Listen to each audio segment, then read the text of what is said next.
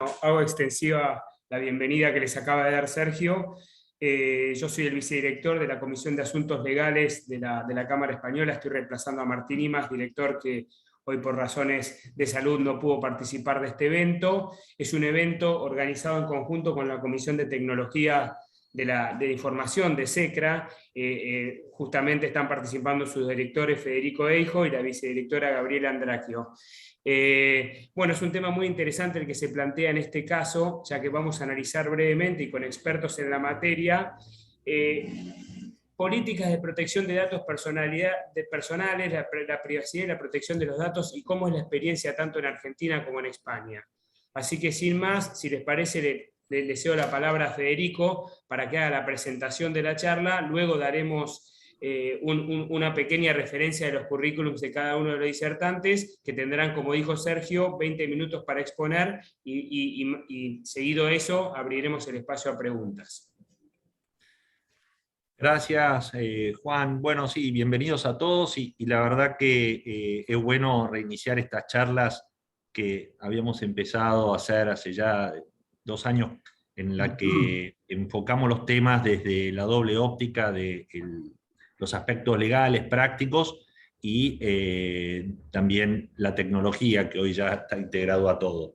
Para eso hemos armado un panel en el que ahora presentaremos a los oradores, pero que se contempla todos estos aspectos.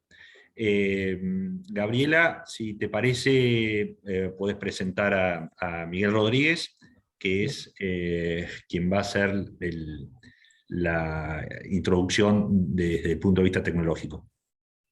Sí, gracias, Federico. Bueno, les pido disculpas, no tengo mucha voz hoy.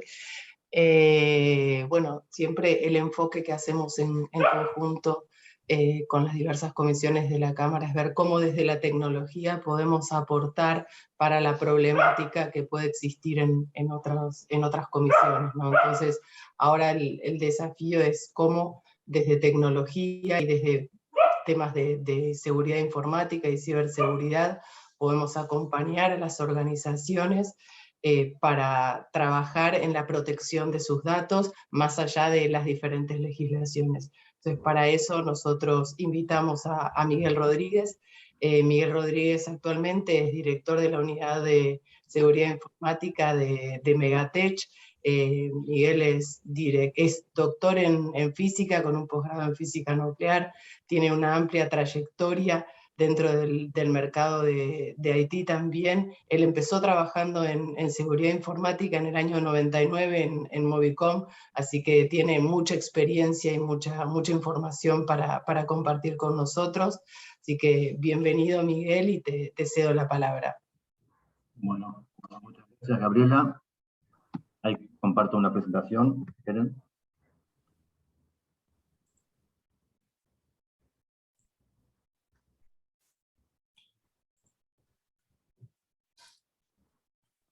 Ahí se ve bien, si alguien me confirma. Sí, perfecto. Perfecto. Bueno, muchas gracias a la Cámara por invitarme a este ciclo de charlas. Como decía recién Gabriela, vamos a ver primero los aspectos tecnológicos en cuanto a la protección de datos tanto personales, sino como corporativos de las compañías, ¿no? Que en el fondo también involucran datos personales de sus clientes, de sus empleados, etc. Esperen que no.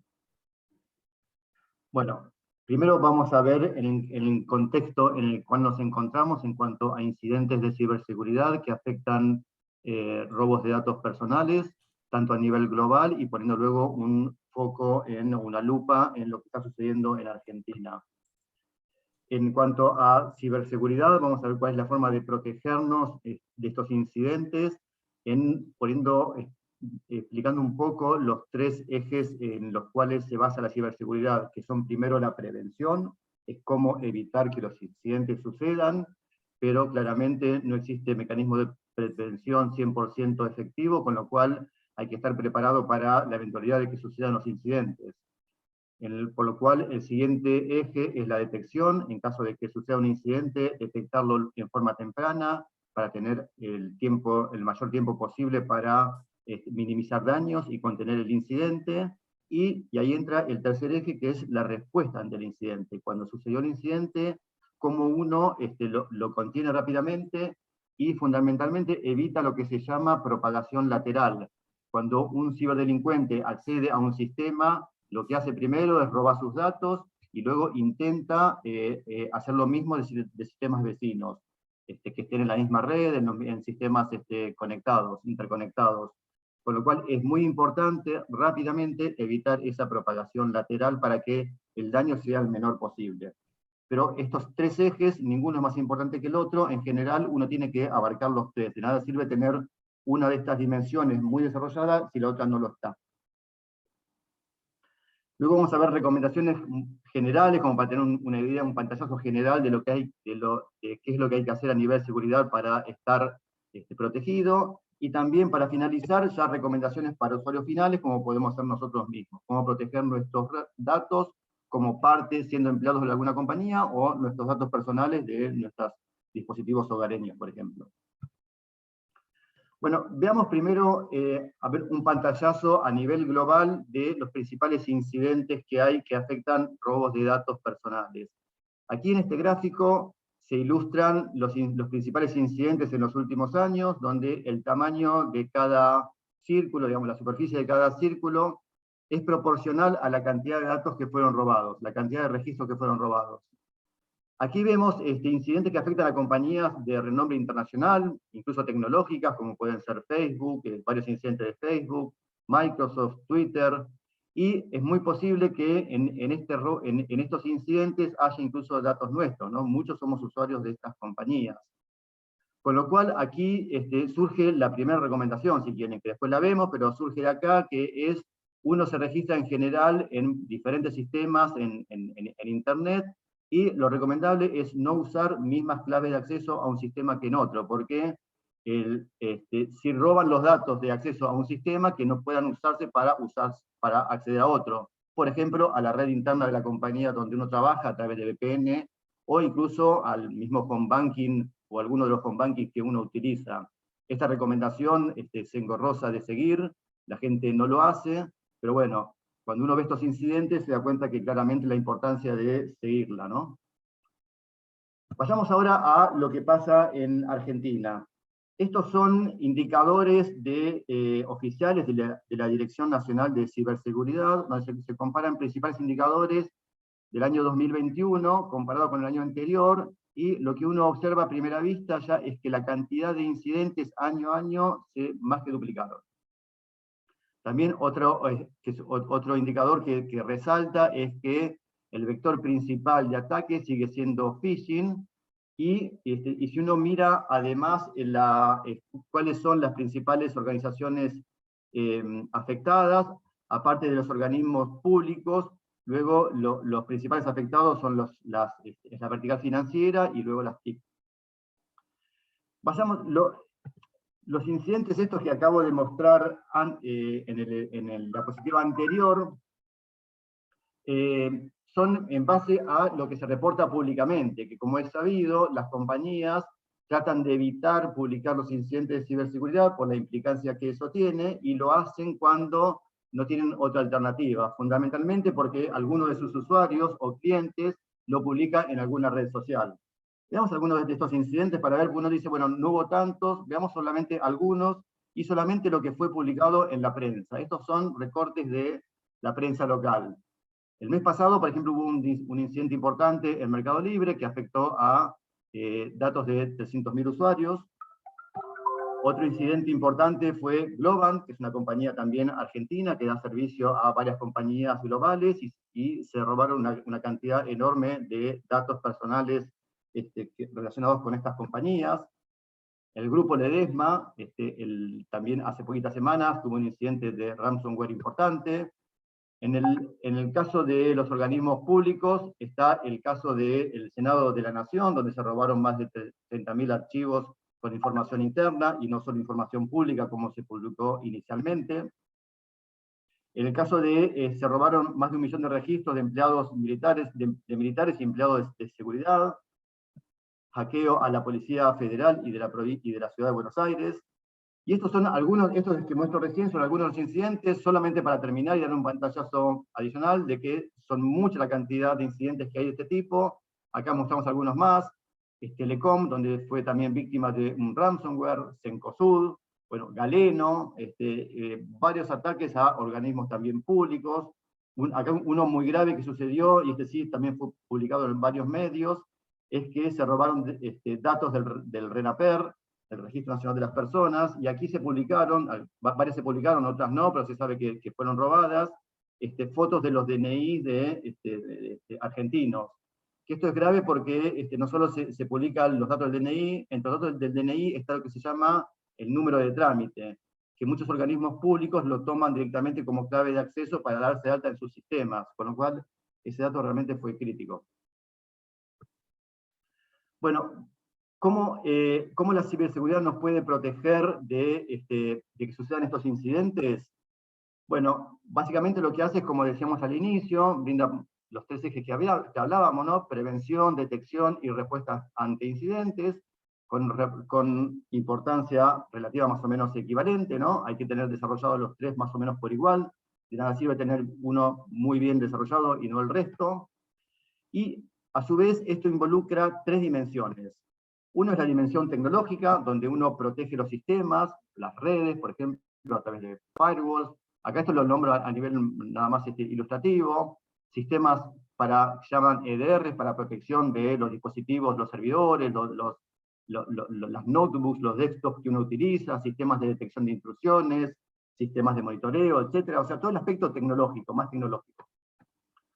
Luego viene el aspecto de procesos, que básicamente son las metodologías de gestión, tratando siempre de seguir las buenas prácticas de la industria a la cual uno pertenece. Y la tercera dimensión, una de las más importantes, es el de las personas, porque las personas son quienes gestionan todas las metodologías, bueno, los sistemas de protección que acabo de mencionar, y también están los usuarios, estamos nosotros mismos. Aquí el desafío es asegurarse que los usuarios de las compañías tienen la mínima capacitación necesaria para disminuir los riesgos a un nivel razonable. Por ejemplo, los riesgos de phishing.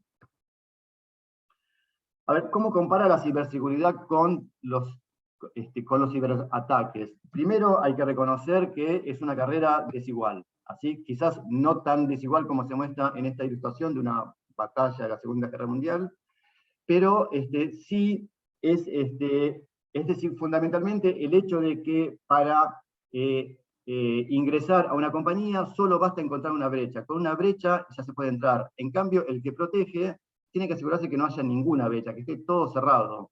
Y esa es la parte más difícil. Y si lo quieren más aún, es mantener si uno logró de alguna manera cerrar todo, que eso ya no es menor, el mantenerlo actualizado, que se mantenga permanentemente securizado. Eso es muy difícil, y desde el punto de vista del atacante es buscar solamente algún agujero para entrar. Básicamente esa es la gran diferencia. Después también, otro desafío muy importante es protegerse contra las vulnerabilidades que se llaman de día cero. ¿Por qué?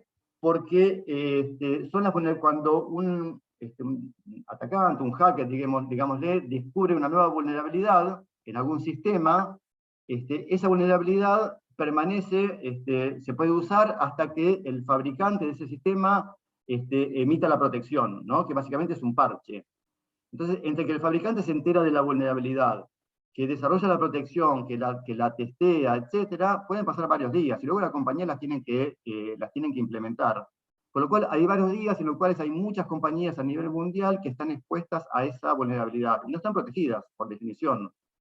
Con lo cual, la persona que detectó, el atacante, el ciberdelincuente, por llamarlo de alguna manera, que detectó esa vulnerabilidad, ellos trabajan en general en ambientes colaborativos, lo comparte con la gente con la que se relaciona, y todo ese grupo de gente tiene a su disponibilidad una vulnerabilidad que la puede usar a nivel mundial. Con lo cual, nada, literalmente como que se hace una fiesta a ellos en cuanto a la cantidad de cosas o la cantidad de información a la cual pueden acceder. Y eso explica un poco también la cantidad de incidentes que estamos viendo a nivel mundial, ¿no? Bueno, los ataques también, una cosa que se observa es que son cada vez más sofisticados y masivos. Los atacantes muestran una alta capacidad de adaptación a las nuevas tecnologías y también de innovación, y como decíamos, ellos trabajan en forma colaborativa, o sea, realmente están muy evolucionados, y llegaron, por ejemplo, a desarrollar amenazas como servicio. Por ejemplo, uno muy conocido, uno de ellos nada más, es el de ransomware. Cualquier persona como nosotros mismos, por muy poco dinero se puede comprar un ransomware casi hecho a medida para que uno lo pueda usar y atacar y robar información en alguna compañía. Según algunos de los reportes, el incidente muy conocido que hubo el año pasado por el impacto que tuvo a nivel, fue el de Colonial Pipeline, que dejó sin suministro de combustible a gran parte de la costa este de Estados Unidos. Se dice que ese incidente fue basado en un ransomware como servicio. O sea, fíjense el nivel de casi ya termina siendo hasta un commodity las amenazas. En cuanto, bueno, eso hace que la ciberseguridad sea realmente un área, las áreas de ciberseguridad en las compañías sean altamente dinámicas y requiere que tengan una alta especialización, y uno de los dilemas con los cuales se encuentran, es típico también de las situaciones de IT, pero aquí se acentúa, es el desafío. Ahora vamos a ver un poco la complejidad que tiene esto, pero uno tiene que proteger diferentes sistemas con diferentes tecnologías. Para cada uno hay diferentes productos, y el desafío es, ¿qué hace uno? Implementa para cada sistema el mejor producto que protege para ese sistema, con lo cual uno va a terminar teniendo casi literalmente cientos de productos, o trata de implementar tipo una suite que proteja más o menos un poco en forma razonable un poco de cada cosa, que sea de fácil gestión. Bueno, eso hace que realmente a las compañías se les haga difícil mantenerse actualizadas y protegidas 100%, y sobre todo actualizadas en algo en un ambiente tan dinámico como este, y es por eso que recurren a terceros, a compañías especializadas en ciberseguridad, que se dedican, su core business es ese, con lo cual las compañías delegan en estos terceros la administración y la protección, por lo menos la parte más tecnológica de la ciberseguridad. Veamos para ver de qué estamos hablando en cuanto, estos son los dominios, así en forma esquemática, y no están en mucho detalle, los dominios que componen la ciberseguridad. Tenemos la parte más tecnológica, la arquitectura, la protección de las redes, los sistemas, la base de datos, las aplicaciones, la criptografía, bueno, etcétera. Tenemos toda la parte de gestión de vulnerabilidades, la solución, la gestión de parches, la gestión de riesgos, la parte legal, por supuesto, no es menor, toda la parte de la caza de amenazas a través de técnicas de ciberinteligencia, bueno, la parte de educación, o si lo quieren, de training de los usuarios. Bueno, esto es una componente el mapa, digamos, es bastante complejo, y si lo miramos ahora a nivel tecnológico, miren acá como ejemplo, acá están los mismos dominios, la parte de redes, la parte de web, la parte de los endpoints. Los endpoints son las notebooks, los servidores, los celulares. Bueno, y acá están los principales fabricantes en cada uno de estos dominios. Y como ven, el mundo es complejo, o sea, algunos de ellos están en gran parte de estos dominios, pero muchos otros son muy de nicho y brindan la mejor protección para cada uno de estos dominios. Con lo cual, gestionar este ambiente terminó siendo algo muy complejo, y es por eso que realmente lograrlo es muy difícil, y es por eso que termina habiendo la cantidad de incidentes que vimos al inicio. Veamos solamente como ejemplo algunas de las recomendaciones a tener en cuenta. Es que, a ver, ¿de qué temas? Primero, desde el punto de vista de ciberseguridad, ¿no? La seguridad de las redes, claramente los perímetros externos, firewalls, digamos, proteger las redes en forma externa. Luego, las redes internas no son todas iguales. En la red interna de la compañía, uno tiene los sistemas críticos, tiene que de alguna manera ponernos en una red dedicada, que esté protegida del resto de la red masiva. Entonces, eso se llama segmentación de redes internas. Ahora, además, ahí las compañías tradicionalmente tenían todos sus sistemas en data centers propios, acotados. Ahora hay una tendencia a llevar gran parte de esos sistemas a la nube, ¿no? a nubes públicas. La nube de Amazon, la de Google, la de Azure, la de Microsoft, de Oracle, Huawei. Bueno, hay muchas nubes públicas que hacen que la gestión sea mucho más fácil para las compañías, que sea más económico también. Con lo cual, ahora uno tiene de alguna manera desparramado parte de sus sistemas en estas nubes, parte en data centers, con lo cual la segmentación esta que yo les comentaba antes ya es difícil hacerla, porque ya las redes las están las tienen desparramadas a lo largo de varias redes, Por lo cual, acá hay tecnologías como microsegmentación que hace que uno pueda de alguna manera estar protegido, pero implica de alguna manera nuevos sistemas de protección. En cuanto a los endpoints, que son los servidores, bueno, los desktops o los celulares, por ejemplo, aquí básicamente es protegerse con sistemas que se llaman EDR, que brindan una protección más completa que los antivirus, e incluyen respuesta automática ante incidentes. En el caso, ahora también esto ya existía, pero se aceleró con la pandemia, es que las compañías tienen sus empleados que acceden a sistemas internos a través de sus dispositivos móviles. Por ejemplo, tablets, celulares, por lo cual hay que tener cierta visibilidad, incluso gestión de esos dispositivos, porque están accediendo a datos críticos de las compañías. Los sistemas que implementan esto se llaman MDM, con lo cual es importante que uno los empiece a implementar. Y luego siempre todo esto hay uno que tener en cuenta, digamos, cada vez hay una tendencia más a implementar estas políticas se llaman Zero Trust, o sea, confianza cero, es asumir que la persona que se está conectando a una red, a nuestra red, o sea, un empleado, por ejemplo, que la máquina que está usando, la notebook, por ejemplo, que fue hackeada, por llamarlo de alguna manera, que está tomada, y asegurarse que uno le da los mínimos accesos necesarios, los mínimos accesos que necesita para realizar su trabajo y nada más. De tal manera que en caso que efectivamente esa máquina esté tomada, el daño sea mínimo, pero siempre asumir que todas las conexiones a las cuales que uno recibe, que son inseguras, que es algo que no se hacía tradicionalmente, pero bueno, dado el contexto actual, es como la mejor política a tener en cuenta.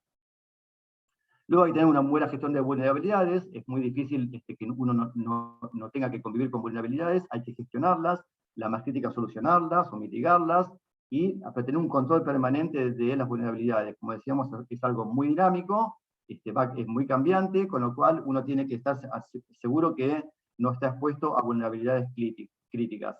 Esto implica revisiones periódicas, y procesos de permanentemente estar solucionando o por lo menos mitigando los problemas. Y luego también realizar pentest periódicos. Un pentest es que alguien externo a la organización intente con las vulnerabilidades que encuentra tratar de usarlas, ¿no? En forma con una visión maliciosa y ver qué puede hacer. De tal manera que es anticiparse de alguna manera a lo que puede hacer un ciberdelincuente. Esto en general, ya las normativas a las cuales uno adhiere según la industria en la que trabaja, ya en general piden que se haga un pentest por año, o por lo menos, o 2 quizás. Como para continuar con el panorama general, en cuanto ya a seguridad de datos propiamente dicho, hay que implementar lo que se llaman sistemas DLP, Data Loss Prevention, para detectar el acceso no previsto a algún dato confidencial y bloquearlo, eso es como muy importante. Técnicas de criptografía, cuando se intercambia información entre sistemas, si es a través de redes públicas o incluso redes privadas, usar lo que se llaman VPN, que son redes canales seguros, encriptados. Y en el caso de los correos electrónicos, si en esos correos se transmite información confidencial, datos de usuarios, de clientes, que sean encriptados, el estándar se llama SMIME. Y en cuanto a seguridad operativa, uno termina teniendo varias herramientas de seguridad, que cada una genera sus propias alarmas, es muy difícil gestionarlas, con lo cual una forma de facilitar esta gestión es centralizar todas estas alarmas en un sistema central que se llama SIEM, y a partir de ahí uno puede tener una visión integral de lo que está pasando a nivel de seguridad en la compañía, y luego tiene que tener un monitoreo, asegurar el monitoreo 24/7, digamos, de esas alarmas. Eso se hace a través de lo que se llaman los SOC, que son los Security Operation Centers, que ante la detección de algún evento de seguridad, bueno, actúan en consecuencia. Y luego implementar los estándares de gestión, ¿no? Siempre tratando de seguir las mejores prácticas de la industria en la cual uno trabaja. Siempre, como alguna de todo lo anterior, siempre uno tiene que estar preparado para que falle, porque es la realidad con la cual tenemos que convivir. Uno tiene que estar preparado ante la eventualidad de un incidente, y tiene que tener planes de recuperación. Entonces, seguro tiene que tener mínimo los Disaster Recovery Plan, cómo recuperarse ante un sistema que fue hackeado, y en el mientras tanto, el negocio tiene que tener también su plan, el Business Continuity Plan, para cómo el negocio continúa operando sin el sistema que fue afectado, en forma manual o como sea, pero estos planes tienen que estar desarrollados. y no solo tiene que estar desarrollado, sino es muy importante el hacer simulacros periódicos de que estos planes siguen funcionando, porque las compañías son dinámicas, los negocios son dinámicos, con lo cual es algo típico que suele verse, es que los planes quedan desactualizados y cuando uno los intenta implementar ya no funcionan. Por lo tanto, es muy importante hacer simulacros periódicos. Y ahora, para finalizar, recomendaciones para usuarios finales, que pueden ser los empleados de la compañía o nosotros mismos, recomendaciones ya más sencillas. Primero, estar protegido contra malware, idealmente un EDR, como decíamos antes, que da una protección más completa. Usar autenticación de doble factor, donde uno tiene doble clave de acceso, generalmente la clave la clave personal, más un acceso que le dan ad hoc para esa conexión en particular. Y si el acceso es muy crítico, recomendación usar dos dispositivos diferentes. Por ejemplo, si uno opera con criptomonedas, una de las claves la tiene que recibir en algún otro dispositivo. Si es demasiado riesgo recibir las dos claves en el mismo dispositivo.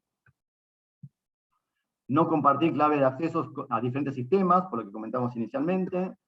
En el caso de phishing, nunca acceder hacer clic en algún enlace que uno recibe por mail, WhatsApp, SMS, etc. Si uno recibe un mail con una promoción de alguna compañía, uno va al navegador, escribe la dirección web de esa compañía, y bueno, si la promoción es real, la va a ver ahí, por lo cual nunca hacer clic en algo que uno recibe vía uno de estos canales. Proteger siempre los dispositivos, esto es muy básico, pero lo pongo acá porque hay mucha gente que todavía no lo hace. Los dispositivos móviles tienen que estar protegidos con claves de acceso, biométricas si es posible. Usar siempre redes Wi-Fi conocidas, las redes públicas, evitarlas para nada que maneje datos confidenciales. Una tontería, pero que contribuye bastante, es cuando uno no usa Wi-Fi, desactivarlo, en el celular, por ejemplo, desactivarlo, con lo cual disminuye también el riesgo de estar expuesto. Nunca conectar nada, ningún dispositivo desconocido a nuestros sistemas, por ejemplo, discos externos, pendrives, etc. Y para finalizar, solamente instalar aplicaciones de origen conocido. Nunca una aplicación que nos la pasan para, bueno, no, tiene que ser realmente de origen desconocido porque nada, el riesgo es alto. Bueno, esto es un panorama general de los aspectos de ciberseguridad en cuanto a protección de datos personales. Muchas gracias, Miguel. Interesantísima la presentación y la verdad que unas recomendaciones muy importantes. Un pantallazo general, pero sumamente interesante. Miguel, ¿vamos a tener posibilidad de acceder a esta presentación? Sí, yo después las distribuyo, se las envío a ustedes para que las distribuyan con los participantes. Después vemos el mecanismo. Sí, yo se las paso después. Perfecto. Muchísimas gracias, muy claro todo. Juan, si te parece, pasamos a la siguiente presentación. Gracias, Federico. Bueno, voy a presentar primero seguidamente a los dos disertantes, luego le daré la palabra a Laila.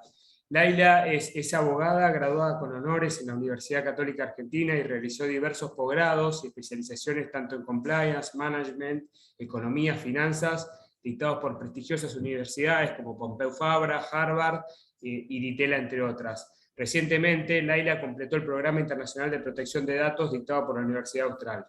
Actualmente, Laila se desempeña como gerente de sector Corporate Law en la firma EY Argentina. Por su parte, Daniel López Carballo es abogado y socio del área de IT, privacidad y protección de datos de ESIJA. Cuenta con más de 15 años de experiencia en asesoramiento jurídico en materia de protección de datos, compliance, seguridad de la información y derecho tecnológico. Daniel es director académico del Máster Universitario en Protección de Datos y Seguridad de la Universidad Nebrija, es profesor asociado del Instituto de Empresa y docente en diferentes universidades españolas e iberoamericanas sobre aspectos jurídicos en materia de privacidad, protección de datos y tecnologías de la información. También es director de la iniciativa del Observatorio Iberoamericano de Protección de Datos sobre el tratamiento de normativa en materia de protección de datos, privacidad y habeas data en los diferentes países iberoamericanos. Por último, Daniel ha sido premiado por la Agencia Vasca de Protección de Datos en 2018 y por la Agencia Española de Protección de Datos en 2014. Bueno, sin más, le doy la palabra a Laila. Muchas gracias, Juan. Muchas gracias a todo el equipo de SECRA por darme la oportunidad de exponer con dos excelentes profesionales. Y nada, me subieron un poquito la vara porque después de la exposición de Miguel vamos a tratar de estar a la altura de las circunstancias. Bueno, un poco, no voy a perder mucho tiempo en lo que van a ser nociones básicas, porque entiendo que las conocen, además de todo lo que explicó Miguel, que es bastante más avanzado, pero sí me gustaría por ahí comentarles algunos conceptos básicos de lo que es una perspectiva legal, porque en definitiva nosotros en la normativa lo que vamos a tratar es buscar de proteger algún derecho. En este caso, lo que se busca proteger son los datos personales, y la definición más consensuada por las diferentes normativas es cualquier información relativa a una persona física determinada o determinable. Sobre esta definición hay una particularidad que es que se refiere a una persona física, una persona humana, y dependiendo de qué normativa, por ahí también receptan el concepto de personas jurídicas. La ley argentina, por ejemplo, nosotros tenemos previstas a todas personas físicas o de existencia ideal. Lo mismo receptan las normativas de Uruguay y Paraguay, siendo destacable que Uruguay, por ejemplo, en su caso, ya actualizó su normativa conforme a los estándares internacionales del GDPR. En lo que hace a las categorías de datos siempre también va a depender de cada una de las legislaciones, de cómo las van a distribuir, pero en líneas generales, la principal y que todos reconocen son las categorías de datos sensibles. Dentro de lo que tenemos de datos sensibles hay algunas leyes que lo van a agrupar como subcategorías y otras que las van a desagregar como diferentes categorías. Pueden haber referencias a datos de menores, datos biométricos, antecedentes criminales, datos privados, públicos. Hay un sinfín de categorías que se pueden mencionar, siempre debiendo tener la protección adecuada. Y después tenemos, para mencionar rápidamente, los sujetos que van a estar involucrados en todo lo que hace a la protección de datos, en donde están el titular del derecho que se tiene que proteger, el controlador de datos, que va a ser quien va a definir el destino o el uso de esos datos, y el encargado de tratamiento, que es quien va a hacer el procesamiento a requerimiento del controlador de esos datos.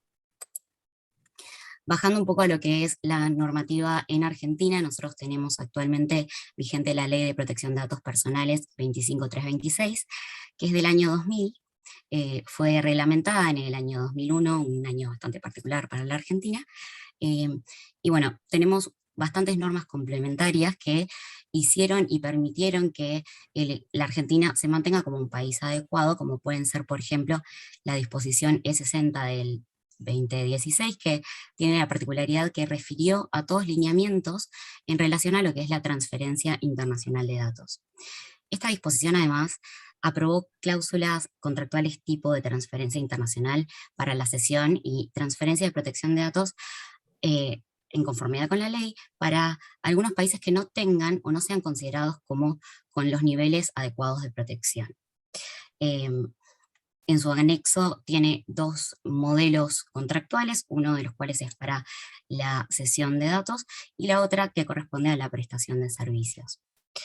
Además, esta disposición incluyó lo que es el listado de países considerados con niveles de protección adecuada en la Argentina, que Uruguay recepta un listado similar, y ambos países se están basando un poco en lo que es el listado que está estipulado por la Comisión Europea, que bueno, está un poquito más actualizado porque ya incorporó las jurisdicciones de Japón en el 2019 y Corea del Sur, que fue la última en diciembre del año pasado. Respecto a lo que hace a los aspectos normativos en la región, vamos a tener dos criterios. Por un lado, la mayoría de las leyes en lo que es Latinoamérica, como regla general, todavía no llegaron a tener los estándares o la actualización normativa requerida para los niveles internacionales que hoy en día tenemos vigentes, pero bueno, tenemos hay países que están a la vanguardia, como son Brasil, Uruguay, Ecuador y Panamá, que ya pudieron actualizar sus normativas, y todas, en este caso, receptan los lineamientos y los criterios que adoptó el GDPR. Después tenemos países que están un poquito más atrás, pero sin embargo promueven un poco esto de querer asentar y reforzar los criterios internacionales más estrictos, como pueden ser los proyectos de Argentina, Chile, Costa Rica, Paraguay y Perú. De acá me gustaría mencionar que en el caso de Argentina, por ejemplo, tuvimos en 2018 un proyecto que se presentó y lamentablemente no se le dio tratamiento, así que perdió estado parlamentario. Así que a principios del año pasado se volvió a presentar que también recepta similitudes como el GDPR. Y otra particularidad entre los países que tienen proyectos es que Chile, por suerte, tenemos a nuestro país fronterizo que tiene la media sanción por parte del Senado, así que su proyecto se espera, y en línea con lo que el gobierno nuevo estuvo comentando, que este año ya salga sancionada la nueva ley que también se adecua a los estándares internacionales. En lo que hace al ámbito de aplicación, bueno, sin duda uno de los aspectos más relevantes de la sanción del GDPR fue su aplicación extraterritorial o transfronteriza, según como la llamen, que va a depender de 3 criterios. Por un lado está el criterio del establecimiento, que apunta a que el GDPR va a aplicar al tratamiento de datos personales en el contexto de establecimientos del responsable o del encargado dentro de la Unión Europea o de los países que lo conforman, independientemente de dónde se realice el tratamiento per se de los datos. Después otro criterio que se adoptó fue el de direccionamiento o targeting. Este criterio lo que establece es que el tratamiento de datos personales de interesados que residan en la Unión Europea, es decir, de residentes europeos, por parte de un responsable que puede o no estar en la Unión Europea, mientras estén relacionados con oferta de bienes o servicios, o busquen tener un cierto control en el comportamiento de los residentes de la Unión Europea, también les va a aplicar el GDPR. Y también tenemos el criterio de derecho internacional público, en aquellos casos en donde hay un tratamiento de datos personales por parte de un responsable que no está establecido en la Unión Europea, sino que le aplica el derecho de alguno de los Estados miembros en virtud del derecho internacional público. Dentro de lo que son los países de la región, se pueden mencionar algunos países como Argentina, Chile, Costa Rica, Paraguay y República Dominicana, que todavía no se adecuaron a estos estándares y mantienen su criterio territorial. Después hay una suerte de híbridos, como pueden ser Perú, México y Colombia, que si bien no se actualizaron todavía, prevén aplicación territorial en principio, pero ponen algunas salvedades en donde podría llegar a aplicar la normativa, como pueden ser cuando hubiere disposiciones contractuales por motivos de derecho internacional, y en particular en los casos de Perú y México, cuando se usen medios o soportes ubicados en sus territorios. Lo que hace a Brasil, Panamá, Ecuador y Uruguay, que son nuestros ejemplos de normativas ya actualizadas con los estándares internacionales, sí ya receptaron lo que es el alcance extraterritorial. Un poco el tema más importante, en mi opinión, en lo que hace a los datos personales y en línea con lo que venía comentando Miguel, es la transferencia internacional de datos. La ley argentina, por ejemplo, prohíbe transferir datos personales hacia países u organismos internacionales que no proporcionen los niveles adecuados de protección de datos personales. Esta regla no va a regir cuando se cuente con el consentimiento expreso del titular para poder hacer esa cesión. Ahora bien, en Argentina tenemos la disposición 60 que les estaba comentando, que aprobó las cláusulas contractuales o modelos que no tienen esos niveles adecuados. Y también, por supuesto, vamos a tener el listado que se va a ir actualizando de países que sí se pueden adecuar, en donde no se va a requerir el consentimiento del titular expreso para esas transferencias en concreto, porque se va a contar con estos lineamientos de saber que hay garantías que están protegiendo los derechos. Después, un poco, cada país de Latinoamérica va a tener particularidades al momento de determinar cuáles son las restricciones y los requisitos para las transferencias internacionales. Sin embargo, casi todos los países van a reconocer que la transferencia de datos se va a habilitar con el consentimiento del titular de dichos datos. En los casos de Argentina, Brasil, Colombia, Perú y Uruguay, como regla está prohibida la transferencia a cualquier país u organismo que no tenga los niveles adecuados, así que van a requerir el consentimiento, pero también tenemos normativas como la de Chile y México, que directamente no tienen restricciones determinadas en sus normativas, sino que lo que prevén es que van a siempre someterse al consentimiento del titular. Acá un poco sintetizando y queriendo plasmarles lo que son las distintas fuentes o fundamentos jurídicos, bases legítimas de lo que hace a la transferencia internacional de datos, hay distintos supuestos en donde se va a omitir la necesidad estricta del consentimiento expreso, libre, previo, informado de los titulares, que también estas características, dependiendo de la normativa local, pueden variar. Me gustaría acá hacer algunas menciones en particular, como puede ser el caso de Panamá, por ejemplo, que la normativa actualizada establece que para poder hacer transferencias, el país receptor de esos datos va a tener que tener estándares que sean por lo menos igual o superiores a los que establece la normativa de Panamá. Después hay otras normativas que van a requerir que además del consentimiento se acompañen fines legítimos que justifiquen la transferencia, o una relación contractual en donde ya estén previstas cuáles son las responsabilidades y obligaciones tanto para la protección como para las partes que van a estar interviniendo. Otro tema importante son las normas corporativas vinculantes, o conocidas como BCRs o Binding Corporate Rules, que les traje una definición, cada criterio puede diferir un poquito, pero en líneas generales se definen como las políticas de protección de datos personales asumidas por responsables o encargados de tratamiento para transferencias a otros responsables o encargados en uno o más países terceros, sea dentro de un grupo empresarial o una unión de empresas dedicadas a una misma actividad. ¿Qué quiere decir esto? Básicamente, las empresas van a tener la posibilidad, incluso cuando estén radicadas algunas de sus filiales o sucursales en países que no se consideran con niveles de protección adecuados, van a poder hacer la transferencia intragrupo por contar con estas normas que ya tienen esos estándares de protección. Bajando a lo que es Latinoamérica, se puede mencionar que en Argentina, Brasil, Colombia, Costa Rica, México y Uruguay ya hay una recepción o lineamientos en lo que refiere a normas corporativas vinculantes. Tenemos Ecuador, en donde los encargados del tratamiento tienen la opción de presentar a la autoridad las normativas corporativas para que la autoridad emita su opinión, o normativas como la de Panamá, en donde se impulsa la elaboración, siempre se fomenta la elaboración de mecanismos de autorregulación, pero para aquellos que las adoptaren van a necesitar someterlos a la aprobación de la autoridad. Y por supuesto se mantienen normativas desactualizadas, como la de Chile, Perú, Paraguay y República Dominicana, donde directamente no contemplan a las BCRs en cuanto a provisiones o lineamientos generales, ni receptan tampoco estas normativas. Otro aspecto importante en lo que hace a cuestiones legales son las evaluaciones de impacto, o conocidas como PIA o Privacy Impact Assessments, que se pueden definir como el proceso que ayuda a identificar y minimizar los riesgos de protección de datos en un proyecto.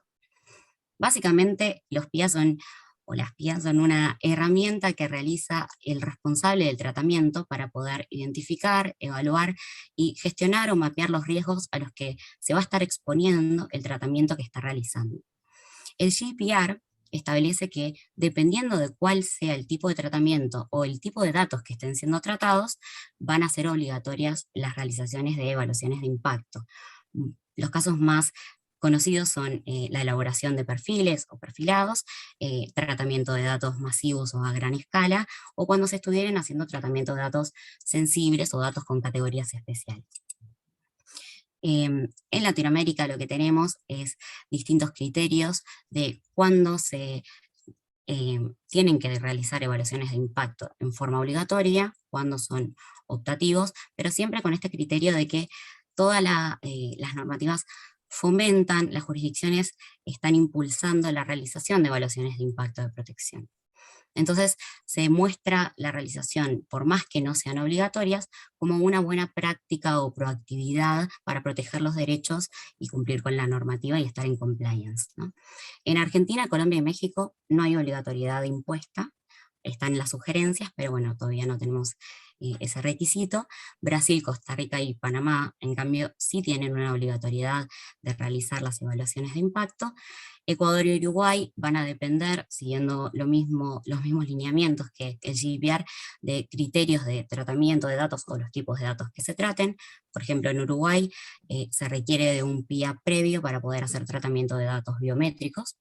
Y bueno, tenemos a Chile, Paraguay, Perú y República Dominicana, donde directamente no están contempladas las evaluaciones de impacto.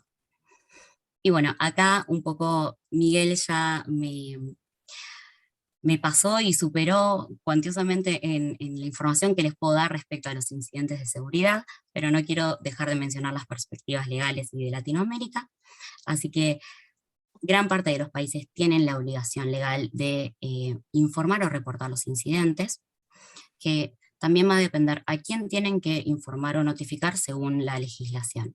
Argentina, Chile, Ecuador, Paraguay y República Dominicana son de los pocos países de Latinoamérica que no tienen este requisito obligatorio, sin perjuicio de que sí contemplan todas las normativas, lo que es la adopción de medidas de seguridad pertinentes o niveles de seguridad adecuados, de protección para los datos, un poco dando estas garantías, ¿no?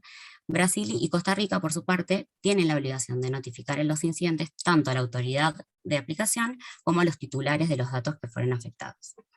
Colombia y Panamá, por su parte, por ejemplo, van a tener la obligación de notificar el incidente a la autoridad del Contralor, pero no así a los titulares de datos, como sí lo tiene México, que tiene la obligación de informar a los titulares afectados para que puedan, todos siempre buscando remediar, un poco paliar estos incidentes y mitigar lo más posible las consecuencias que pueden generar para tanto los titulares de los datos como para la sociedad en sí. Un poco para ir cerrando, respecto de las sanciones, bueno, casi todos los países de la región, no me los voy a poner a enumerar en este caso porque realmente son casi todos, cuentan con normativas que preceptan sanciones que pueden ser o multas económicas o sanciones de índole administrativa frente al incumplimiento de lo que son obligaciones en sus respectivas leyes. Argentina y Costa Rica tienen la particularidad de que tienen las normativas muy desactualizadas. En el caso de Argentina, tenemos la ley, como les comenté, del año 2000, y en estos 22 años, además de la cantidad de avances tecnológicos que fueron acompañándonos, tuvimos bastantes situaciones económicas, crisis económicas, hiperinflación, depreciación y devaluación de la moneda argentina, y como la ley está especificada, tenemos una normativa que en definitiva tiene una multa que en su momento era muy relevante, porque eran 100.000 pesos argentinos el monto máximo por incumplimiento. Imagínense que en el 2000 eso era una suma sumamente relevante, y hoy en día, para que tengan una referencia, deben ser más o menos unos $500 la sanción máxima por incumplimiento. En Costa Rica, si mal no recuerdo, las sanciones económicas también están bastante desactualizadas porque están impuestas con valores en colones costarricenses, así que el máximo de la multa máxima por incumplimiento creo que estaba alrededor de los $25 o $30 aproximadamente. Chile es un caso particular que me gustaría destacar porque tiene dos criterios. Por un lado, lo que es el proyecto, que se espera que salga este año, en donde las multas sí van a estar muy adecuadas a los criterios internacionales y adoptados por el GDPR, y son bastante cuantiosos. En cambio, la normativa actual vigente que tienen en Chile, lamentablemente no tiene previstas sanciones cuantificadas, sino que lo que la ley prevé es que se pueden otorgar después de una determinación judicial por el incumplimiento de la acción de habeas data, o que el titular de derechos puede acudir a tribunales civiles para hacer el reclamo de daños directos o daños morales al controlador o encargado de los datos. Después, bueno, tenemos a Brasil, Ecuador, Panamá y Uruguay, que son las normativas que sí ya se adecuaron, en donde sus sanciones se ven estrictamente más fuertes y generan este efecto disuasivo, en cierto sentido, de las empresas de no querer caer en un incumplimiento. Fomentan esto de que las empresas se preocupen por querer resguardar los datos personales siguiendo el estándar del GDPR. Por las dudas les aclaro como dato de color, el GDPR ya lo deben saber, pero las normativas, las sanciones que prevé van desde 10 millones hasta 20 millones de euros por incumplimiento, y pueden extenderse hasta el 4% de la facturación total anual global del ejercicio anterior de la empresa, si llegara a ser superior. Es decir, las multas básicamente no tienen techo para las empresas multinacionales, porque pueden ser sumamente gravosas.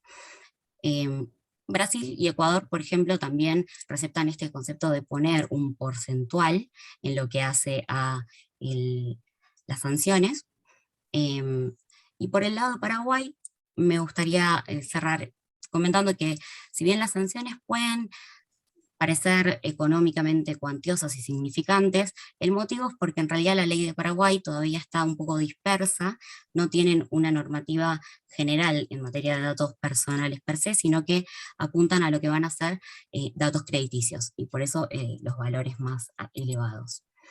Bueno, acá no voy a reiterar lo que Miguel ya expuso, que encima agregó y complementó esto, pero les había traído algunos artículos en donde se refiere tanto a sanciones que aplicaron las autoridades de aplicación a distintas empresas por el incumplimiento en la legislación, y otros casos de filtraciones de datos, como bien se mencionaron, de empresas de renombre.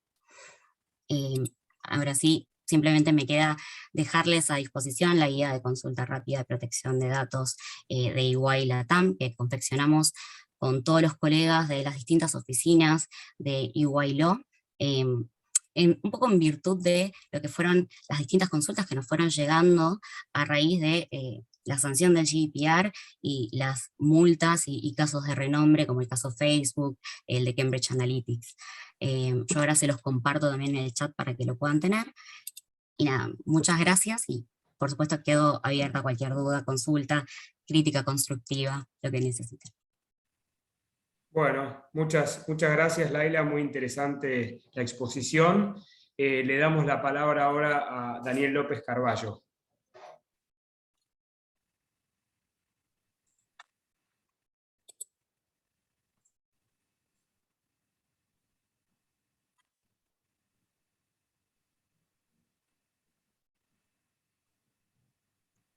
Daniel, estás muteado. Sí, perdón, que estoy intentando cargar la presentación. Perfecto.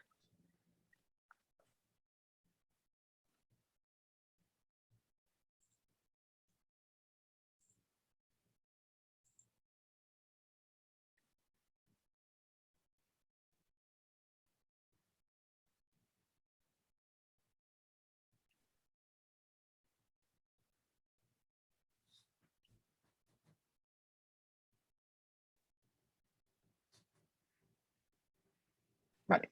Bueno, buenas tardes. En primer lugar, bueno, agradecer la invitación para participar en este evento. Desde luego, tengo una posición difícil después de las dos presentaciones que han venido de los dos ponentes anteriores, donde yo creo que prácticamente ya se ha tocado todo. Con lo cual, bueno, pues intentaremos recapitular y ver un poco el panorama tanto actual como futuro que nos encontramos, ¿no? Mi presentación se reduce a esta slide. Y luego lo iremos viendo como continuamente vamos a ir volviendo a esta imagen, ¿no? Vamos a analizar de dónde venimos, dónde estamos, hacia dónde vamos y como veréis, continuamente vamos a evolucionar hacia este concepto, ¿no? ¿De dónde venimos? Bueno, pues como bien decían mis compañeros anteriormente, venimos de un momento en el cual se hablaba de protección de datos, donde se llega a la conclusión de que el derecho a la protección de datos es un derecho fundamental, que viene reconocido en la mayor parte de las constituciones, tanto a nivel Latinoamérica, que es lo que nos ocupa, a nivel europeo, y en muchas de ellas a nivel internacional, donde tiene una vertiente relacionada con otros derechos fundamentales, como es el derecho al honor, a la intimidad y a la propia imagen. Venimos un momento en que a raíz de ahí empiezan a regularse normas relacionadas con la protección de la privacidad, de los datos personales, donde esas inclusiones en las propias constituciones adquieren una garantía que es el habeas data, ¿no? Con lo cual, antes de regular incluso de aprobar determinadas normativas en materia de protección de datos, o en parte de esos países, como bien decía Laila, donde no existe todavía ley de protección de datos o una ley específica de protección de datos, sí que nos encontramos esa garantía constitucional del habeas data que va direccionada al acceso a la información, la rectificación, la supresión de los datos o la posición sobre el tratamiento de los datos, con lo cual ya venía de alguna manera poner encima de la mesa ese ejercicio de derechos, esos derechos ARCO, como los conocíamos antiguamente, ¿no? A nivel europeo se aprueba una directiva, esa directiva tiene que ser traspuesta por los propios estados y de esa directiva tenemos en España en su momento la Ley Orgánica de Protección de Datos, con una parte previa, ¿no? la LORTAD, que hablaba de tratamiento de datos automatizados, casi exclusivamente, y el legislador se da cuenta que el tratamiento de datos no tiene que ver solo con la forma en la que trato los datos, sino algo que va mucho más allá. ¿Qué ocurre con esa directiva? Pues lo que nos encontramos es que es traspuesta en los diferentes estados de la Unión, pero de una manera un poco peculiar. Y lo que nos encontramos es que había determinadas obligaciones que no eran iguales en todos los países o incluso que diferían, ¿no? Terminabais la presentación anterior con la parte de sanciones, ¿no? Bueno, pues en el caso de las sanciones, en el caso de España, hablábamos que las sanciones podían llegar hasta los 600.000 euros, ¿no? Que en aquella época era un absoluto dinero, bueno, lo sigue siendo, pero sin embargo, si nos íbamos a Portugal al lado, las sanciones económicas eran mucho menores, pero se hablaba de pena de cárcel, ¿no? También es cierto que no sabemos de nadie que haya ido a la cárcel en Portugal por tratar datos personales, pero bueno, la norma lo llegaba a posibilitar, ¿no? Nos encontrábamos donde había países que existía la obligación de registrar las bases de datos en la autoridad de control, una obligación que todavía sigue existiendo en algunos países de Latinoamérica, como puede ser, por ejemplo, en el caso de Costa Rica, ¿no? Y en parte de las normas incluso que se han ido aprobando, en cierta medida se habla de determinados registros de bases de datos, ¿no? Quiero recordar que en el caso de Ecuador y de Panamá hay alguna referencia de hacia dónde puede ir por ahí. Y esos registros de bases de datos, en el caso de España, volviendo al ejemplo de antes, eran obligatorias para todos los tratamientos de datos que realizábamos en una empresa o en una administración pública, y sin embargo en Portugal lo que nos encontrábamos es que había excepciones. Y esas excepciones partían de una lógica, ¿no? La lógica era que si yo era una empresa y tengo empleados, mis empleados lógicamente quieren cobrar a final de mes, voy a tener que tratar sus datos personales para poder hacer el pago de las nóminas y la propia gestión. Si tengo clientes, les voy a facturar al final de un trabajo, con lo cual entendían que había determinadas excepciones a la hora de registrar esas bases de datos. Sin embargo, si me iba a datos de videovigilancia, tenía que inscribir hasta el número de cámaras que tenía, con lo cual si quitaba una cámara tenía que modificar esa información, ¿no? Bueno, pues en ese panorama, la conclusión a la que llegan los diferentes países, a los que llegan las diferentes autoridades y que se llega a nivel europeo, es que la norma no está pensada para futuro, no es una norma que prevea el avance tecnológico, que prevea los avances en materia de seguridad, y la parte negativa, los ataques en materia de ciberseguridad también, que como bien comentaba mi compañero, están al orden del día. O sea, no pensemos que un ataque de ciberseguridad solamente se va a dar contra una macroempresa. La realidad es que hay diferentes páginas web donde nosotros podemos rastrear a través de una dirección de correo electrónico si nuestra contraseña se ha visto comprometida. Y lo que nos encontraríamos es que nuestra contraseña se ha podido comprometida en diferentes servicios durante todo este tiempo, ¿no? Incluso determinados dispositivos, Apple, por ejemplo, cuando entramos en la parte de ajustes de usuarios y contraseñas, nos dice que cambiemos determinadas contraseñas porque se han podido llegar a verse comprometidas, ¿no? Lo que nos encontramos también en ese momento es que junto con la directiva y las diferentes normas tenemos diferentes autoridades de control, y esas autoridades de control no hablan entre ellas. Con lo cual, la problemática era que la aplicación directa real o las sanciones que podía haber podían llegar a tener incluso algún criterio diferenciado dentro de los propios países de la Unión Europea, donde no había un principio de ventanilla única, con lo cual tenía que acudir a cada una de las autoridades de control independientemente de donde yo estuviera. Claro, eso para la actividad de una empresa era algo que dificultaba muchísimo su día a día, ¿no? Es decir, si yo tenía que tener una interlocución con 22 autoridades de control y cumplir con 22 planes en materia de protección de datos, la realidad es que eso era completamente inviable, ¿no? Pero para el propio ciudadano exactamente igual. Si yo tenía que acudir ante cada una de esas 22 autoridades de control con sus propios requisitos, sus propias formas de interactuar, etcétera, la propia protección de mi derecho, de ese derecho fundamental que comentábamos al principio, se hacía completamente inviable. Con lo cual se llega a un consenso después de prácticamente 5 o 6 años de pasarnos hablando de futuro reglamento general de protección de datos, y por fin llegamos a la aprobación del reglamento general de protección de datos con una fórmula completamente diferente. Y la fórmula es un reglamento, y ese reglamento es de aplicación directa en todos los estados de la Unión, con lo cual lo que significa es que tenemos una única norma para toda la Unión Europea, dentro de que es la parte coherente, si hablamos de un mercado único digital, si hablamos de aspectos económicos, etcétera, de esa forma unitaria, ¿no? Con lo cual ya el ciudadano sabe qué norma le aplica. Y sabe que es la misma norma que le aplica en todos los estados de la Unión. La empresa sabe qué es lo que tiene que cumplir y sabe qué es lo que tiene que cumplir en todos los estados de la Unión. Y además, lo que viene a poner de manifiesto esa norma precisamente es esta slide que traemos, y es el reconocimiento de la mayoría de edad de las empresas para tratar datos personales. Hemos pasado de un modelo absolutamente tutelado, ¿no? Como ese niño pequeño que todavía gatea y que no sabe ni andar, ¿no? Que parece que se quiere poner de pie y se cae, ¿no?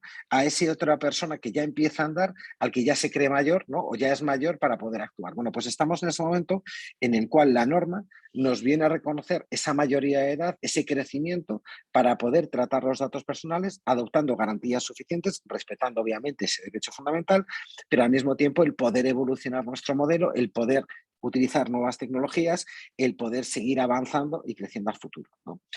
Es una norma que no viene a decir que no a todo. Hay cosas que lógicamente están prohibidas, es decir, no podemos obviar, pero es una norma que viene muy enfocada hacia riesgos, ¿no? Como comentabais anteriormente. Es una norma que dentro de esa mayoría de edad lo que viene a establecer es, oiga, usted evalúe qué es lo que quiere hacer, si lo puede hacer o no lo puede hacer, evalúe los riesgos que eso puede llegar a implicar, adopte medidas para poder mitigar esos riesgos y a partir de ahí llegue a determinadas conclusiones, ¿no? Mediante esas evaluaciones de impacto que comentabais anteriormente, los análisis de riesgos, etc. Yo os voy a poner un ejemplo muy de andar por casa, y es si recordáis cuando éramos pequeños y decíamos a nuestros padres que queríamos salir el fin de semana, ¿no?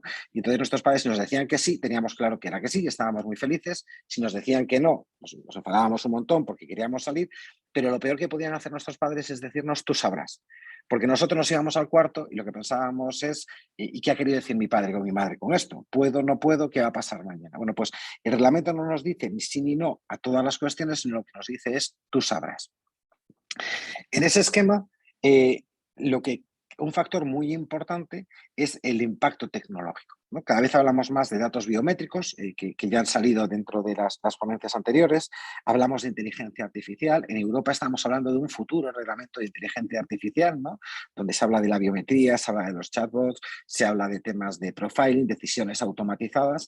Y lo que también se ve es que las medidas de seguridad que reconocía la medida anterior se han quedado completamente trasnochadas. Que cuando hacíamos auditorías en España, conforme al reglamento de desarrollo de la LOPD anterior, lo que evaluábamos era si rompíamos los papeles en trozos para que el dato no fuera accesible. Si hacíamos copias de seguridad, cada cuánto se hacían esas copias de seguridad, si teníamos usuarios, contraseñas y todo ese tipo de cuestiones, de medidas que están bien, la realidad es que quizás hasta el lado oscuro de la tecnología, ¿no? O sea, esa parte que comentaba mi compañero, ¿no? De cómo los ataques a veces van por delante de la propia seguridad y tenemos que actuar de una manera reactiva y no más que proactiva en determinados casos, lo que implican es que la contraseña ya en ocasiones se ha quedado desfasada. Porque vamos hacia un sistema de doble identificación, por ejemplo, donde en entidades bancarias no solamente es incorporar un número, sino que tenemos además un código que nos llega a un teléfono, más una firma, más una clave, más N cuestiones que se combinan junto con la geolocalización, es decir, el poder delimitar mucho, de una manera mucho más correcta o más eficiente el cómo accedemos a la información, ¿no? Y donde el avance tecnológico también ha redefinido otros conceptos, ¿no? Hace años hablábamos del hash, ¿no? Cuando enviábamos información, eso que lo transformábamos en conjuntos de números, letras, etcétera, para que viajara de una manera segura y que teóricamente hablábamos de un dato anónimo, bueno, pues lo que nos encontramos es que en cómo ha ido evolucionando el sistema, ¿no? Desde el propio Facebook, cuando vamos a realizar una campaña y queremos impactar sobre clientes a través de la red social, como otras redes sociales, la realidad es que lo que era un dato anónimo es la regla que ellos se utiliza para convertir mi base de datos con esos parámetros en ese hash que viaja de una manera segura, pero que sin embargo con una misma tecnología es capaz de machear directamente con los datos de las personas registradas en Facebook, con lo cual me permite una reidentificación.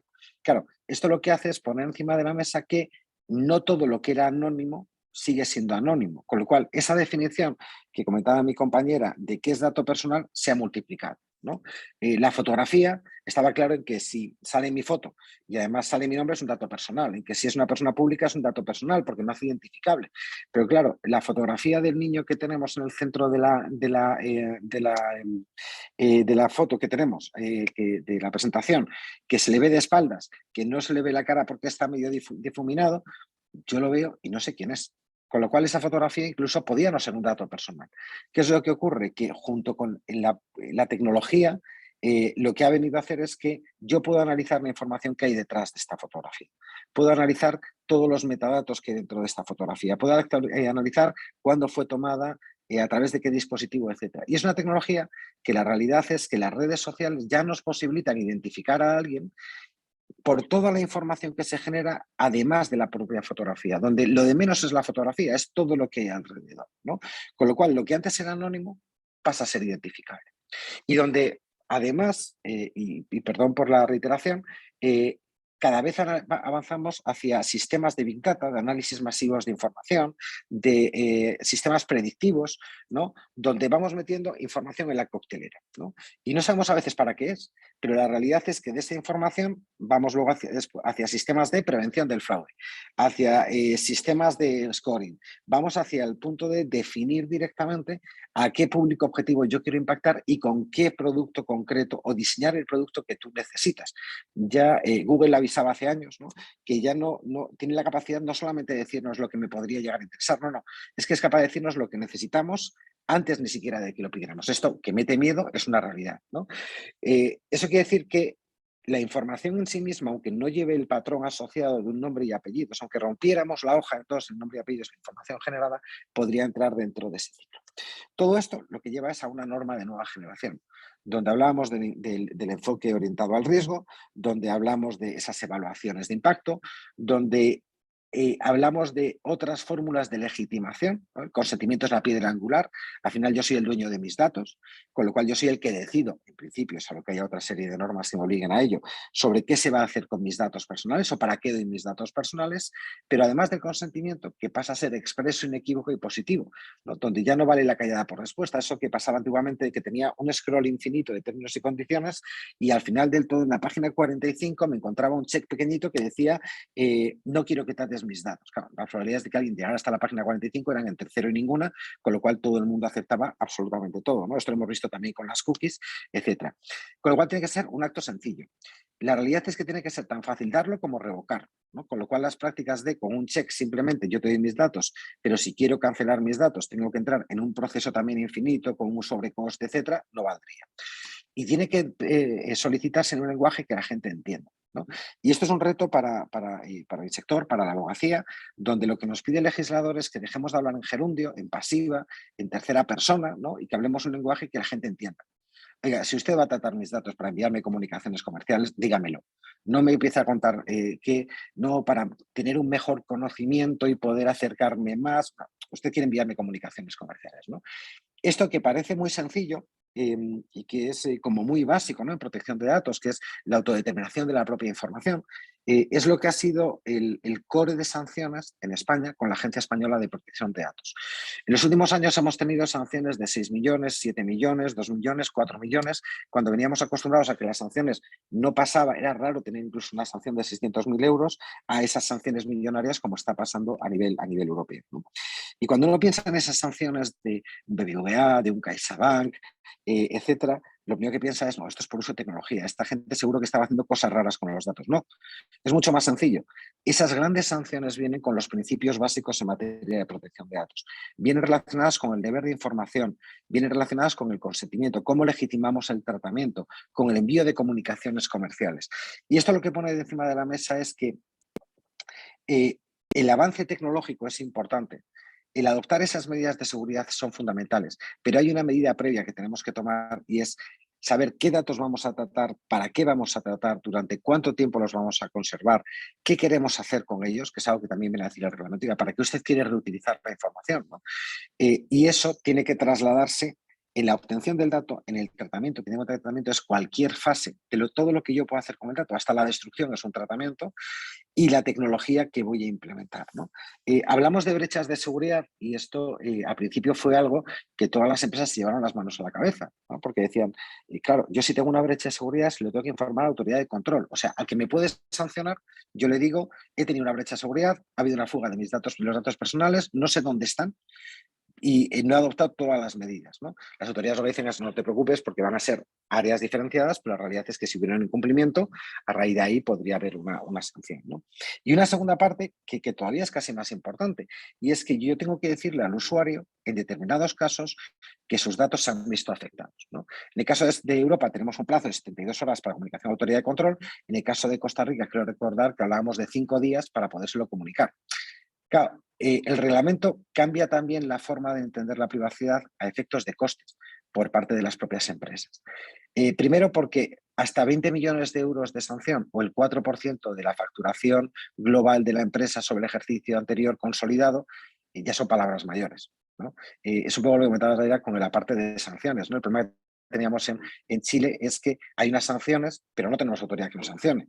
Con lo cual tenemos que irnos a la vía judicial. Bueno, y tenemos el Consejo de Transparencia que viene marcando determinadas pautas, pero no es autoridad como tal, ¿no? En República Dominicana pues nos pasaba lo mismo. Yo he tenido el honor de formar parte, o de seguir formando parte de la comisión que está revisando el proyecto, elaborando el proyecto de ley de República Dominicana, y una de las cosas que veíamos es, tenemos una ley que en su momento era muy, muy puntera, pero al no existir una autoridad concreta, claro, ¿quién revisa este tipo de cuestiones, ¿no? O con sanciones que al final no implicaban ese coste, ¿no? Es decir, si yo a una empresa le digo, el realizar este tratamiento implica un coste de $500, pues posiblemente hará sus cálculos y dirá, no debiendo hacerlo porque debería cumplir con la normativa, pero al final lo que dirá es, bueno, pues yo tiro y prepara los $500 que le daremos a la autoridad, ¿no? Con lo cual 20 millones de euros es cierto que ayuda a que la normativa se cumpla, pero hay una parte también muy importante y es que tiene que ver con el daño reputacional. El mero hecho de que yo me tenga que dirigir a mi propio cliente, imaginemos a una entidad bancaria, y le diga a mi cliente, oye, no te preocupes, está todo correcto, no hay ningún problema, pero tus datos están dando vueltas por Asia, no sé muy bien en qué país, y bueno, lo vamos a controlar. Las probabilidades de que esa persona pierda la confianza en la empresa, pida salir de la empresa son muy, muy elevadas, ¿no? Con lo cual venimos de un sistema que está muy tutelado, un sistema que le faltaba dar ese paso para adaptarse a los nuevos modelos de negocio, a las nuevas formas de tratamiento, incluso hacia un concepto de privacidad global, ¿no? Hemos pasado de un tratamiento de datos muy localizado, ¿no? Si yo tenía un medio de comunicación, un periódico en Buenos Aires, la realidad es que para poder acceder a la información que se estaba publicando en ese medio de comunicación, yo necesitaba o bien desplazarme allí o alguien que me lo comprara. Internet ha cambiado completamente la forma en la que nos relacionamos, y con lo cual también ha evolucionado completamente el impacto y el daño que puede haber hacia las personas con respecto al tratamiento de sus datos personales. Recuerdo que hace años, en 2013 creo recordar, hubo un caso muy sonado allí en la ciudad autónoma de Buenos Aires con una página web que se llamaba Chicas Blondie. Fue un caso que fue analizado por el Centro de Protección de Datos, con que además tenemos una relación, de la Defensoría del Pueblo de la Ciudad Autónoma de Buenos Aires, donde había una persona que se dedicaba a fotografiar chicas en los autobuses, luego lo subía a una página web, ¿no? Ahí la conclusión a la que se llega, lógicamente, es que hay una infracción no solamente de la privacidad, sino también de la vulneración del derecho a honor, intimidad, propia imagen de estas personas. Pero ese daño incluso es todavía mayor teniendo en cuenta dónde se está volcando la información y donde la información ya no está controlada en una zona determinada, sino que desde cualquier parte del mundo se puede acceder a esa información. Con lo cual la norma tenía que venir preparada para ese paso más. No solamente para una protección desde un punto de vista de tipología de datos, sino también hacia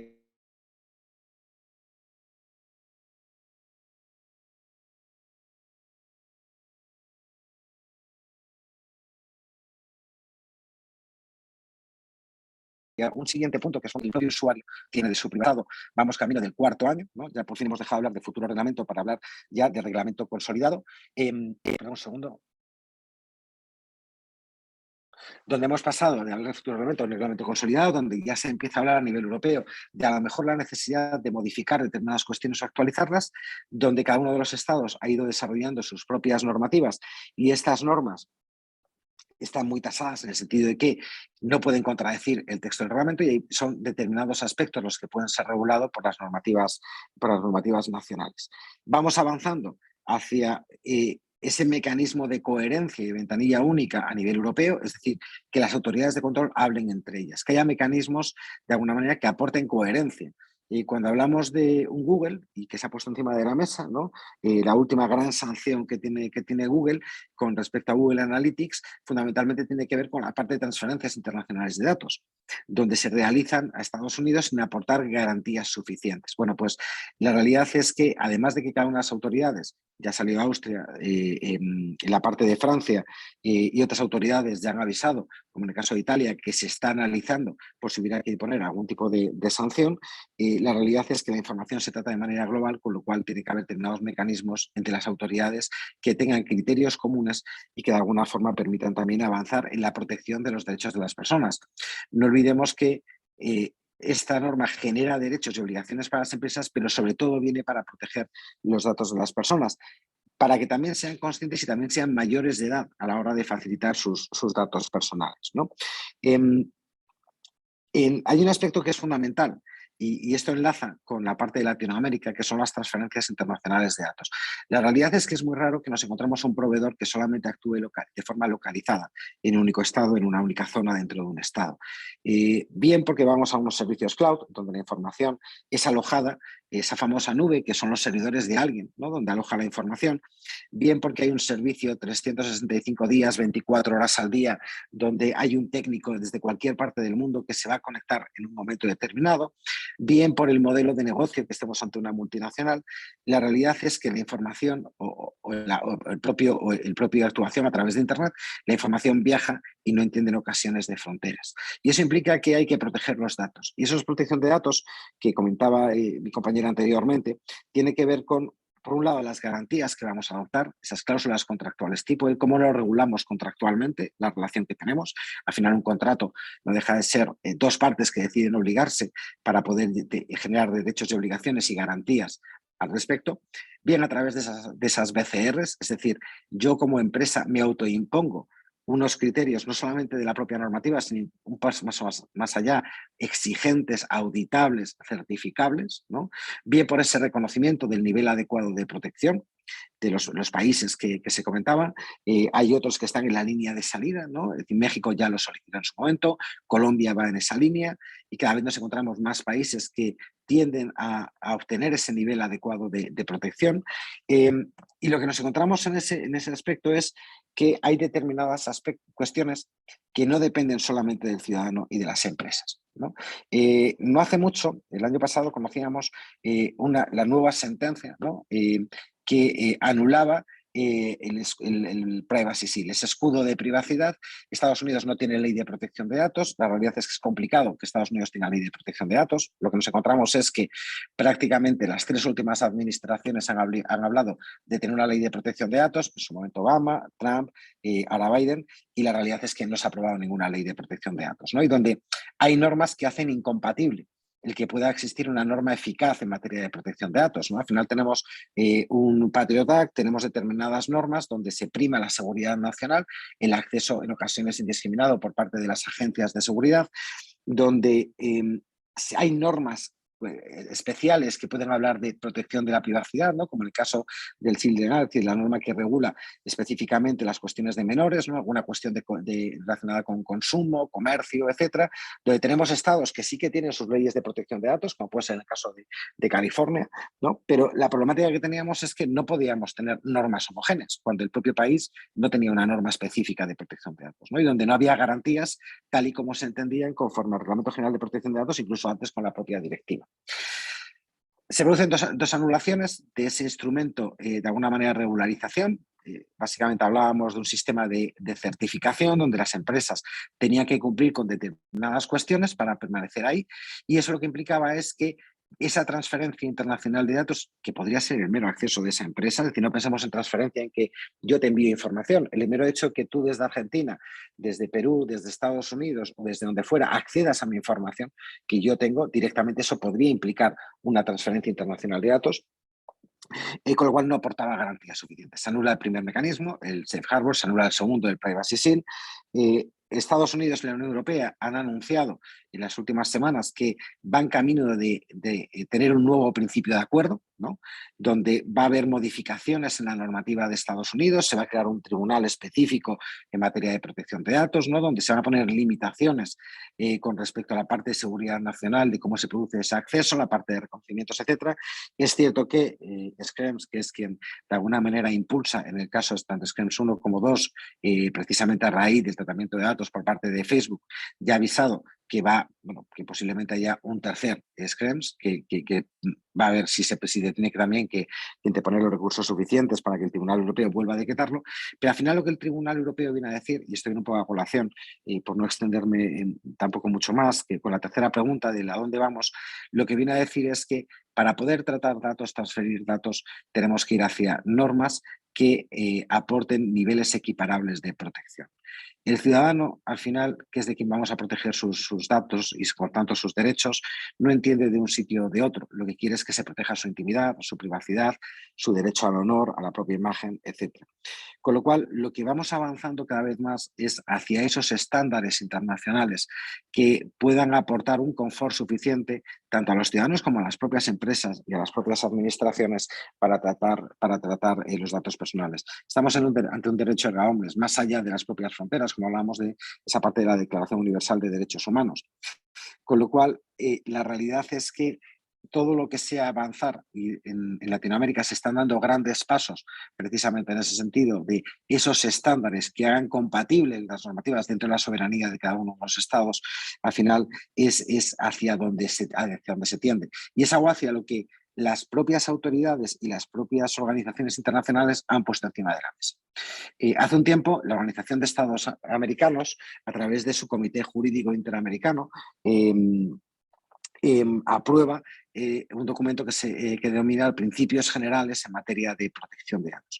Un documento que tanto por su aprobación como luego después por la propia Asamblea Nacional y la propia Asamblea pasa a ser de aplicación directa y exigible en todos los estados pertenecientes a la Organización de Estados Americanos.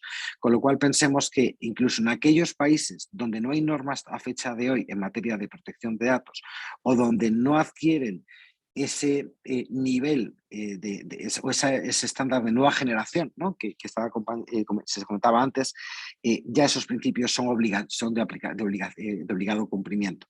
Donde la Red Iberoamericana de Protección de Datos, que aglutina todas las autoridades de control en materia de protección de datos, avanza hacia el establecimiento de una ley marco, ¿no? Donde haya unos estándares internacionales hacia donde haya que avanzar, donde se aprueba precisamente un modelo de cláusulas contractuales tipo que inspire a los diferentes países. Y todo esto lleva consigo la última fase, que es el futuro.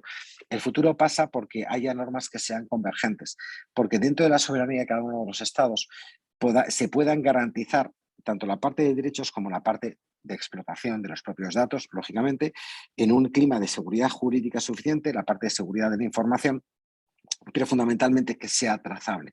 Que cuando yo estoy operando en Argentina y me planteo empezar a trabajar en Ecuador, tenga la certeza de que la normativa aprobada en materia de protección de datos en Ecuador y el futuro reglamento de desarrollo de la Ley de Protección de Datos de Ecuador, que está en una fase todavía de elaboración y aprobación, tenga ese mismo estándar. Con lo cual, de alguna forma, si en un país estoy obligado a tener un delegado de protección de datos, en otro, si no estoy obligado, esté recomendado, pero sepa cuál es esa garantía que debo de adoptar. No todos los países lo han regulado igual. En el caso de Panamá, por ejemplo, no es obligatorio tener un delegado de protección de datos, sí que es algo recomendable y que la autoridad de protección de datos va a tener en cuenta. Con lo cual es cierto que es el que me puede sancionar, va a tener en cuenta de manera positiva si lo tengo, pues al final la norma es que es aconsejable que lo tenga, ¿no? Estamos en un momento, yo creo, crucial para tanto empresas como ciudadanos. Estamos en un momento en el cual no solamente aporta una seguridad jurídica con respecto a la protección de los datos personales, sino que también, yendo al plano económico, al plano más empresarial, es un factor diferenciador en la generación de negocio, es un factor diferenciador en el sentido de el crecimiento del propio país. Pensemos que el reconocimiento del nivel adecuado de protección de datos de Argentina y Uruguay, cuando prácticamente en el continente americano solamente estaban esos dos países junto con Canadá, lo que implicaba es que si yo tenía que contratar una empresa desde España para poder alejar la información con unos servidores, para mí era más sencillo contratarlo en Argentina, en una empresa que estuviera en Buenos Aires, porque al tener nivel adecuado de protección, y entiendas entre muchísimas comillas lo que voy a decir, para mi empresa que estaba en Madrid era como tratarlos en Valencia, aquí al lado, porque aportaba ese nivel de garantías. No tenía que complicarme ni tenía que adoptar otro tipo de cuestiones, teniendo en cuenta que la sanción en materia de protección de datos con las transferencias internacionales de datos era la misma y que incluso la propia autoridad podría decretar la inmovilización del tratamiento, es decir, que no pudiera seguir explotando los datos. Con lo cual, es un factor de protección, es un factor de aportar seguridad jurídica a ciudadanos, a empresas y administraciones, es un factor diferenciador a nivel económico, generador de oportunidades, generador de nuevos modelos de negocio, de crecimiento del propio país, y creo que es una rama del derecho que, aunque en su momento se veía como un poco relegada, ¿no? Datos era como algo raro que se veían en las empresas, ¿no? que estaba por ahí dentro de un sistema de cumplimiento, cuando compliance era el cajón desastre, ¿no? donde todo cabía. La realidad es que ha pasado a tener ese rol fundamental en la propia toma de decisiones, y quedémonos también con esa idea del principio de esta fotografía. La norma viene a tratarnos como adultos, a que nosotros tratemos como adultos, a poder tomar medidas para poder mitigar esos riesgos, como cualquier sistema de certificación que pudiera haber adaptado a ello, y pensemos que no es una norma del no, más allá de las cuestiones que obviamente están prohibidos.